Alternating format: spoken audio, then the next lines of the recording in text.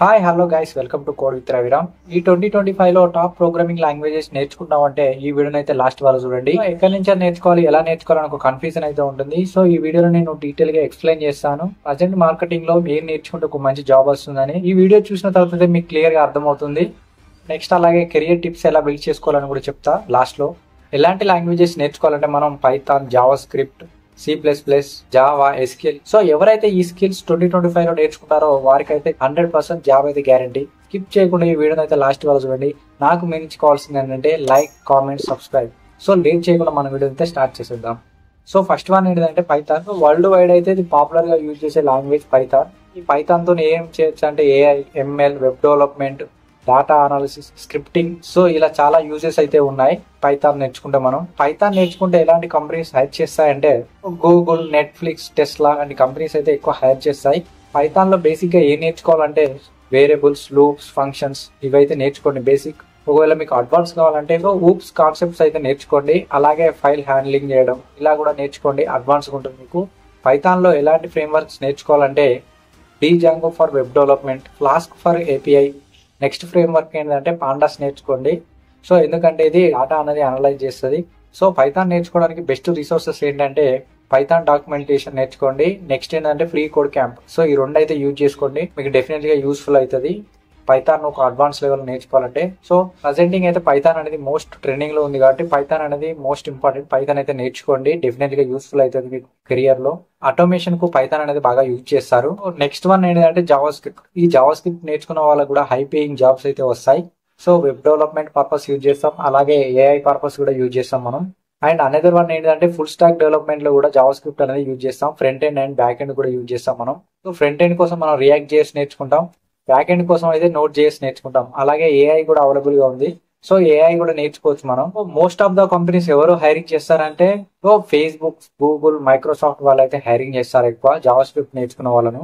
So ఈ Java script లో basic గా నేర్చుకోవాల్సింది ఏంటంటే డాక్యుమెంట్ ఆబ్జెక్ట్ మోడల్, డిఓఎం. ఇదైతే మీరు పర్ఫెక్ట్ గా నేర్చుకోవాలి. డిఓఎం మ్యానిపులేషన్ అయితే నేర్చుకోవాలి నువ్వు డెఫినెట్ గా. ఒకవేళ నువ్వు జావా స్క్రిప్ట్ అడ్వాన్స్ నేర్చుకోవాలంటే ES6 APIs బిల్డ్ చేయడం అయితే నేర్చుకోవాలి నువ్వు అడ్వాన్స్ లెవెల్ గా. జావా స్క్రిప్ట్ కు మనం ఎలాంటి ఫ్రేమ్ వర్క్స్ నేర్చుకోవాలంటే రియాక్ట్ గానీ, నోట్ జేఎస్ గానీ, ఎక్స్ప్రెస్ జేఎస్ ఇలాంటి ఫ్రేమ్ వర్క్స్ అయితే నేర్చుకోవాలి మనం. మీకు బెస్ట్ రిసోర్సెస్ ఏంటంటే MDN డాక్యుమెంటేషన్ అని గూగుల్లో సెర్చ్ చేయండి, మీకు ఆటోమేటిక్ గా రిసోర్స్ అయితే వస్తుంది.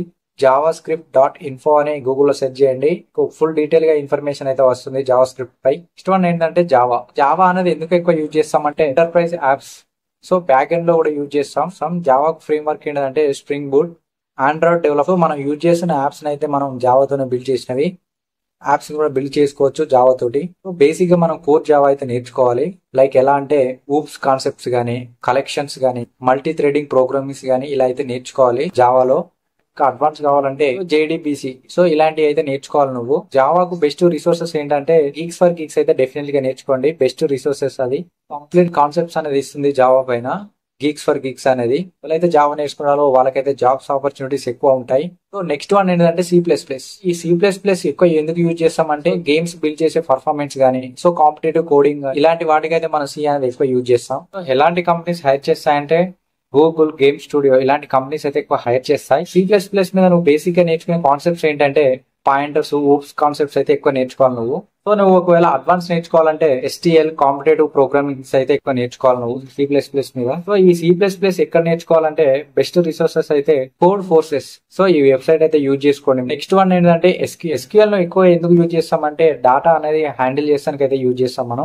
బ్యాక్ ఎండ్ డేటా అనాలిసిస్ కూడా యూజ్ చేస్తాం SQL అనేది. సో బేసికల్ రోడ్ మ్యాప్ ఏంటిదంటే క్వెరీస్ అయితే ఎక్కువ నేర్చుకోవాలి మనం. ఒకవేళ అడ్వాన్స్ కావాలంటే ఇండెక్సింగ్, ఆప్టిమైజేషన్స్ అయితే ఎక్కువ నేర్చుకోవాలి కాన్సెప్ట్స్ అనేవి.